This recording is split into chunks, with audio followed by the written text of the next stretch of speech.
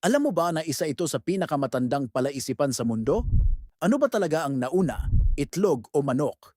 Sa unang tingin, parang imposible sagutin. Kasi kung walang manok, saan galing ang itlog? Pero kung walang itlog, saan galing ang manok? Pero heto ang twist. Ayon sa science, mas malinaw ang sagot kaysa sa iniisip natin. Una, tandaan natin, bago pa magkaroon ng manok, may mga hayop nang nangingitlog. Mga dinosaur, mga sinaunang reptilya, mga ibon na hindi pa manok.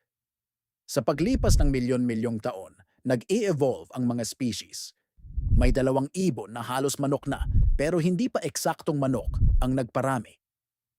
At dahil sa maliit na genetic mutation sa loob ng itlog, may nabuo na unang totoong manok. Ibig sabihin, ang unang tunay na manok ay nanggaling sa isang itlog na inilabas ng isang ibon na hindi pa ganap na manok. Kaya kung ang tanong ay, alin ang nauna, itlog o manok? Ang sagot ng biology, itlog. Pero sandali, may isa pang interesting na punto. May mga scientist na nagsasabing may espesyal na protina na tinatawag na ovocladin 17 na matatagpuan sa obaryo ng manok at tumutulong sa pagbuo ng shell ng itlog.